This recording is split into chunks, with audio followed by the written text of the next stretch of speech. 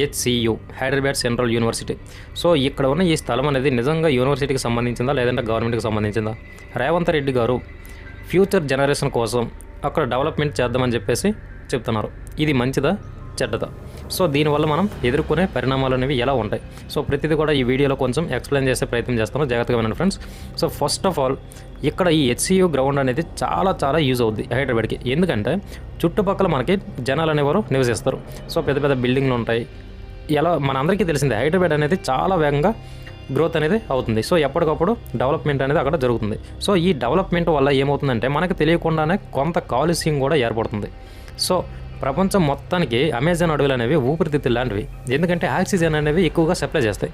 So as it ఈస్గా హైదరాబాద్ ఉంది కదా, సో ఈ హైదరాబాద్ మధ్యలో ఈ హెచ్సియు గ్రౌండ్ ఇది కూడా ఏంటంటే కొంచెం ఎక్కువగా ఆక్సిజన్ని ప్రొడ్యూస్ చేస్తుంది. సో చుట్టుపక్కల ఉన్న వాళ్ళందరికీ కూడా ఈ ఆక్సిజన్ అనేది చాలా అవసరం. సో ఇప్పుడు ఆల్రెడీ పొల్యూషన్ అనేది వచ్చేసింది హైదరాబాద్లో. సో ఈ పొల్యూషన్ వచ్చింది కదా, సో ఆ పొల్యూషన్ అంతో ఇంత కవర్ చేయాలంటే అక్కడక్కడ ఇలాంటి పార్కులు అనేవి, ట్రీస్ అనేవి ఖచ్చితంగా ఉండి తీరాల్సిందే, లేకపోతే చాలా ప్రాబ్లం అనేది వస్తుంది. ఓకేనా? సో మరి రేవంత్ రెడ్డి గారు ఎందుకు ఎంత మొండిగా ఉన్నారు? మొత్తం దాన్ని అంటే క్లీన్ చేసేసి అక్కడ బిల్డింగ్స్ అయినా లేదంటే ఐటీ హబ్స్ అయినా ఏవైనా పెట్టి ప్రజలకి అవకాశాలు ఇద్దాం, స్టూడెంట్స్కి అవకాశాలు ఇద్దామని చెప్పేసి అంటున్నారు కదా. సో ఆయన వల్ల ఏమైనా తప్పు ఉందా లేదంటే ఆయన చేసేదే కరెక్టా? సో ఇక్కడ 2 పాయింట్స్ అనేవి మనం 2 వేరియేషన్లో మాట్లాడుకోవాలి. ఫస్ట్ ఆఫ్ ఆల్ సీఎం గారు అతను ఒక ముఖ్యమంత్రి. ఇప్పుడు సో ముఖ్యమంత్రిగా ఉన్నప్పుడు ఎలాగైనా రాష్ట్రానికి మంచి చేయాలి, బయట దేశం నుంచి పెట్టుబడులు, ఇన్వెస్ట్మెంట్స్ అనేవి తీసుకురావాలి, అలాగే ఎంతో కొంత డెవలప్ చేయాలి. సో అలా డెవలప్ చేయాలంటే కొంత భూమి కావాలి, ఆ భూమిలో బిల్డింగ్లు కట్టాలి, కంపెనీలు నెలకొల్పాలి, అక్కడ ఉన్న యువతకి ప్రతి ఒక్కరికి కూడా ఉద్యోగ అవకాశాలు ఉండేటట్టు చూడాలి. సో ఇదంతా అతని యొక్క బాధ్యత. ఓకేనా? సో ఇదంతా కూడా అతని యొక్క బాధ్యత. సో అప్పుడు ఆయన ఇలాంటి డెసిషన్ తీసుకోవడంలో తప్పు లేదు, ఒక్క మాటలో చెప్పాలంటే. సో డెవలప్మెంట్ జరుగుతుంది, ప్రజలకు మంచి జరుగుతుంది కాబట్టి తప్పు లేదు.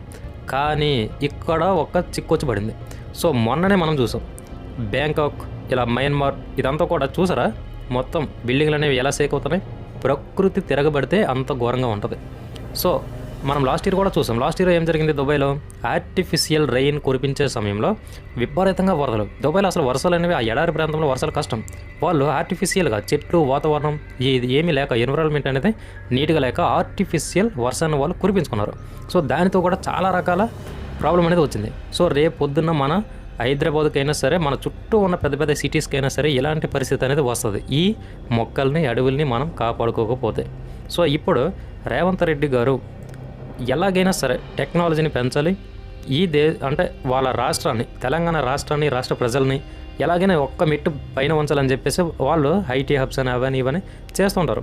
కానీ ఇక్కడ జరగబోయే నష్టాన్ని కూడా ప్రతి ఒక్కరు ముందుగానే గెస్ చేయాలి. చుట్టూ ఉన్న దేశాల్లో మనం క్లియర్ కట్గా చూస్తున్నాం భూకంపాలు, సునామీలు ఇవన్నీ ఎందుకు వస్తున్నాయి? ప్రకృతి అనేది తిరగబడడం వల్లే. సో ప్రకృతి తిరగబడితే మనం ఎవ్వరం కూడా ఉండం. సో అందుకే పొల్యూషన్ ఎంత పెరుగుతుందో దానికి ఈక్వల్గా మనం పర్యావరణాన్ని కూడా కాపాడుకోవాలి, పెంచుకోవాలి. సో అప్పుడే మనం స్టేబుల్గా ఉంటాం. అలా కాకుండా డెవలప్మెంట్ పేరుతో ఊరికే బిల్డింగ్ల మీద బిల్డింగ్లు కట్టుకుంటా, టెక్నాలజీ పేరు మీద ఎక్కడ పడితే అక్కడ టవర్స్, ఎక్కడ పడితే అక్కడ మొత్తం రకరకాల కెమికల్ ఫ్యాక్టరీస్ ఇవన్నీ పెట్టుకుంటూ పోతే చివరికి ఎవరి కోసమైతే ఈ డెవలప్మెంట్ కావాలో వాళ్ళు ఉండరు. వాళ్ళంటే మనుషులు. సో బతకడానికి ఆక్సిజన్ ఉండదు, చాలా కష్టం. మనం కోవిడ్ టైంలో కొన్ని కోట్లు ఖర్చు పెట్టిన ఆక్సిజన్ దొరకని పరిస్థితి అనేది వచ్చింది ఆ టైంలో. సో ఇప్పుడు మనం ఉన్న చెట్లను కాపాడుకోకపోతే అదే సిచ్యువేషన్ వస్తుంది. ఆక్సిజన్ కోసం కొట్టుకొని చంపుకునే రోజులు కూడా వచ్చిన ఆశ్చర్యం లేదు, అసలు అంత ఘోరంగా వస్తుంది. సో ఉన్న అడవుల్ని, ఉన్న చెట్లను మనం జాగ్రత్తగా కాపాడుకోవాలి. సో ఇప్పుడు ఒక అడవి లాంటి ప్లేస్ని ఈజీగా తిప్పి కొడితే ఒక 10 రోజుల్లో మొత్తం క్లీన్ చేసేవచ్చు ఇప్పుడున్న టెక్నాలజీతో. కానీ ఇప్పుడున్న టెక్నాలజీతో 1 సంవత్సరం, 2 సంవత్సరాలు, 5 సంవత్సరాలు టైం ఇచ్చినా కానీ మళ్ళీ ఆ అడవిని మనం క్రియేట్ చేయగలమా? ఎప్పుడో నుంచి ఉన్న చెట్లు మళ్ళీ మనం అంత నీట్గా గ్రోత్ చేయగలమా? అంత ఆర్గానిక్గా వాటిని పెంచగలమా? వాటి నుంచి ఆక్సిజన్ ప్రొడ్యూస్ చేయగలమా? చాలా కష్టం కదా. సో అందుకే డెవలప్ చేయడానికి ఎన్నో మార్గాలు అనేవి ఉన్నాయి, ఎన్నో ప్లేస్లు ఉన్నాయి. సో అటు సైడ్ వెళ్తే బెటర్. ఇలాంటి క్రిటికల్ సిచ్యువేషన్లో ఉన్న ఒక సిటీ మధ్యలో ఉన్న, అంటే ఒక క్రిటికల్ సిచ్యువేషన్లో ఉన్న సిటీలో ఆక్సిజన్ లెవెల్స్, పొల్యూషన్ ఎక్కువైపోయి ఆక్సిజన్ లెవెల్స్ తగ్గిపోయి ఇలాంటి సిచ్యువేషన్లో ఉన్న సిటీ మధ్యలో ఉన్న పార్కులను మాత్రం కొంచెం మనం జాగ్రత్తగా కాపాడుకోవాలి అనేదే ప్రతి ఒక్కరి ఆలోచన. సో అందుకే ప్రతి ఒక్క యూట్యూబర్స్, ఎడ్యుకేషన్ ఛానల్ చేసేవాళ్ళు, అలాగే హైదరాబాద్లో నివసించే వాళ్ళు, యూనివర్సిటీలో చదివే వాళ్ళు ప్రతి ఒక్కరు కూడా ఈ ప్రాబ్లం మీద రియాక్ట్ అవుతున్నారు. ఎందుకంటే సో హైదరాబాద్లో నేను కూడా దగ్గర 7 years ఉన్నాను, అక్కడే చదువుకున్నాను. సో ఏంటంటే చాలా వరకు ఎటు వెళ్ళినా కానీ పొల్యూషన్ అనేది ఎక్కువగా ఉంటుంది. ఎందుకంటే మొత్తం బిల్డింగ్స్ విపరీతంగా లేసాయి. సో ఇంత రద్దీగా ఉన్న ప్లేస్లో, ఇంత పొల్యూషన్గా ఉన్న ప్లేస్లో కనీసం అక్కడక్కడ పార్కులు అనేవి లేకపోతే మొత్తానికి పొల్యూషన్ అయిపోద్ది. సో బయటికి రావాలంటే కష్టమైపోద్ది.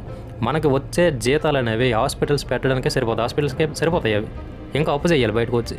సో అందుకే కొంచెం ఆలోచించి ఉన్న చెట్లని, ఉన్న వాతావరణాన్ని కాపాడుకోవాలి. సో అక్కడ ఎప్పటి నుంచో ఉన్న జీవుల్ని ఇప్పటికిప్పుడు తరిమేస్తే అవి వెళ్ళిపోతాయి.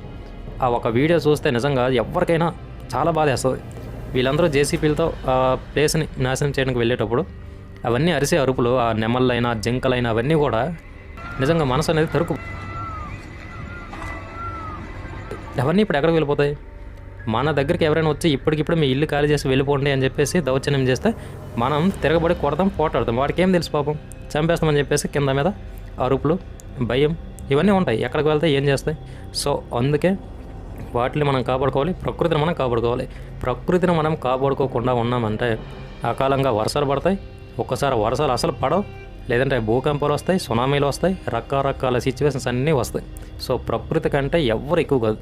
ప్రకృతి ఒకవేళ తిరగబడే సిచ్యువేషన్ వచ్చిందంటే అసలు మనుషులు అనేవాళ్ళు ఉండరు. ఈ టెక్నాలజీ కూడా దేనికి పనికిరాదు, ప్రకృతిని ఆపలేదు. సో అందుకే మనం ఇప్పుడు ఉన్న చెట్లని మనం అంటే అక్కడ అడవినే కాదు, మన చుట్టుపక్కల ఉన్న వాతావరణం కూడా మనం చాలా జాగ్రత్తగా కాపాడుకోవాలి. సో కుదిరితే మన ఇంటి ముందు ఏదైనా ప్లేస్ ఉంటే కొన్ని మొక్కలు, కొన్ని చెట్లు పెంచుకునే ప్రయత్నం చేస్తే అది మనకి, మన చుట్టూ, మన గల్లీలో ఉన్న వాళ్ళకి ఎంతో కొంత ఆక్సిజన్ అనేది ఇస్తుంది. సో అక్కడ వాతావరణం కూల్గా ఉంటుంది, అందరి మైండ్ సెట్లు బాగుంటాయి. డెవలప్మెంట్ వద్దు అనట్లేదు, డెవలప్మెంట్ అనేది చేయాలి. దాంతోపాటు మనం పర్యావరణాన్ని కూడా కాపాడుకోవాలి. ఇది అందరి బాధ్యత. సీఎం గారి బాధ్యత, లేదంటే ప్రైమ్ మినిస్టర్, లేదంటే ఎమ్మెల్యేలు వీళ్ళే చూసుకోవాల్సి కాదు, వీళ్ళు అందరి బాధ్యత ఇది. రేపు మన అందరం కూడా ఆ ఆక్సిజన్ కోసమే నానా అవసరం పడాలి ఇప్పుడు కానీ కాపాడుకోకపోతే. సో ప్రతి ఒక్కరి బాధ్యత ఇదే. ఖచ్చితంగా వీడియోని షేర్ చేసి లైక్ కొట్టండి, ఓకేనా? సో మీకు ఏమనిపిస్తుంది? రేవంత్ రెడ్డి గారు ఆ అడవిని అలాగే, అంటే అడవి అంటే జస్ట్ ఆ పార్క్ని అలా విడిచిపెట్టేస్తే బెటర్ అనిపిస్తుందా, లేదంటే లేదు మాకు డెవలప్మెంట్ చేస్తేనే బెటర్ అనిపిస్తుందా? కింద కామెంట్లో రాసే ప్రయత్నం చేయండి. Thank you for watching. అందరికీ ఆల్ ది బెస్ట్. సో ఎందుకంటే ఈ గ్రూప్ డి ఎగ్జామ్ వస్తుంది కదా, సో గట్టిగా ప్రిపేర్ అవ్వండి. మన యూట్యూబ్ ఛానల్లో అర్థమెటిక్ సంబంధించిన సిలబస్ అనేది ఉంది, ఓకేనా? సో ఆల్రెడీ క్లాసెస్ కూడా జరుగుతున్నాయి. ఎవరికైనా ఇంట్రెస్ట్ ఉంటే గవర్నమెంట్ జాబ్స్ మీద వచ్చి ఒకసారి ఛానల్ విజిట్ చేయండి, ఓకేనా? Thank you for watching. అందరికీ all the best. Thank you.